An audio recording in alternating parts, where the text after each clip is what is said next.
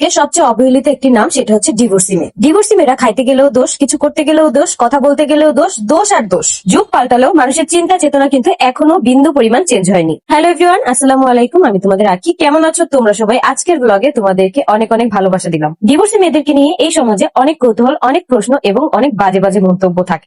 এখন এইসব উপেক্ষা করে আমাদেরকে চলতে হবে, সামনের দিকে আগাতে হবে। তাদের কথা নিয়ে যদি আমরা বসে থাকি তাহলে কিন্তু কখনোই আমরা সামনের দিকে আগাতে পারবো না। অনেকের মনে প্রশ্ন আসে না যে আমি কিভাবে এত ভালো আছি? আমাকেও কিন্তু এগুলো ফেস করতে হয়, কিন্তু এগুলোতে আমি কখনোই কান দিই না। আমি যখন বাইরে বেরিয়ে আমার সাথে 10টা মানুষের দেখা হইলে সেখান থেকে 5টা মানুষ ভালো থাকে আর 5টা মানুষ খারাপ থাকে। ওই 5টা মানুষ আমাকে দূর থেকে দেখে কানাঘুষা করতে থাকে, তাতে আমার বিন্দু পরিমাণও যায় আসে না। এই 5জন মানুষের জন্য আমি আমার জীবনটাকে থামিয়ে রাখবো, এটা কিন্তু কখনোই করা যাবে না। এটা কিন্তু একদম বড় ধরনের একটা বোকামি। আমি এখন দেখি শুধু ডিভোর্সি মেয়ে না, সব মেয়েদেরকে কিন্তু টিচ করা হয়ে থাকে। তো এই টিচ করার জন্য যদি আমরা নিজেরা থেমে যাই, নিজেরা যদি ঘরে বন্দী হয়ে থাকি, তাহলে কিন্তু এটা নিজেদেরই লস। এই জন্যই মানুষের কথা না ভেবে, মানুষের কথা কান না দিয়ে নিজেরাই সামনের দিকে আগাও।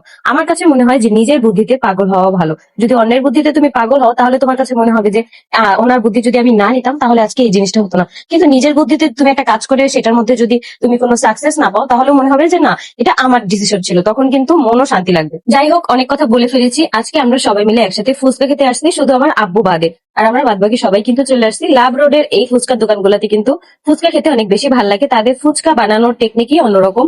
তো এখানে আয়াসা অপেক্ষা করতেছে যে কখন আমাদেরকে ফুচকা দেওয়া হবে। তো এই যে আয়াস কিন্তু এখানে অপেক্ষা করতে করতে এক পর্যায়ে সে বিরক্ত হয়ে যায়। এইদিকে দেখো, আয়াস বেলুন দেখে কি করতেছে, কিন্তু এই বেলুন দিয়ে সে 5টা মিনিটও খেলে না। তো আমি আবার বললাম যে আয়াসকে যাতে এখানে বসে। সে একা একাই হাঁটতে চায়, সে একা একাই রাস্তার ওই পারে যেতে চায়। কি একটা অবস্থা! দেখতে দেখতে আমাদের ফুচকাও কিন্তু দিয়ে দিছে। আমাদের ফুচকা খাওয়া শেষ হলে এখন আমরা কোল্ড কফি খাওয়ার জন্য এখানে অপেক্ষা করতেছিলাম। অর্ডার করে চাইছিলাম এখানে বেশ কিছুক্ষণ থাকতে, কিন্তু এত পরিমাণ গরম যার জন্য আমরা ভাবছি যে আমরা আমাদের কোল্ড কফিটা নেওয়ার পরে আমরা রিক্সা নিয়ে বাসায় চলে যাব। তো আজকে কিন্তু অনেক গরম পড়ছিল, এটা হচ্ছিল ঈদের তৃতীয় দিন। তো এই যে দেখতে দেখতে আমাদের কোল্ড কফিটা হয়ে গেছে। তো এখানে আমি যে মিস্টেকটা করছি, এখানে আমি বোবা অ্যাড করতে চাইছিলাম, কিন্তু আমার একটুও মনে ছিল না, যার কারণে আর বোবাটা অ্যাড করা হয়নি। তো এই যে এখন আমরা বাসার দিকে রওনা হব। তো এখন আমরা সুন্দরভাবে বাসায় চলে যাবো। আর এইদিকে যাওয়ার পথে দেখলাম যে এত সুন্দর লাইটিং, এই রাস্তাটা দিয়ে হাঁটতেও ভাল লাগে এরকম লাইটিং দেখতে দেখতে। তো এখন আমরা বাসায় চলে যাচ্ছি। আর এদিকে আমি আমার জন্য একটা কর্ন নিয়ে নিয়েছিলাম, এই কর্নটা আমার কাছে অনেক বেশি ভালো লাগে।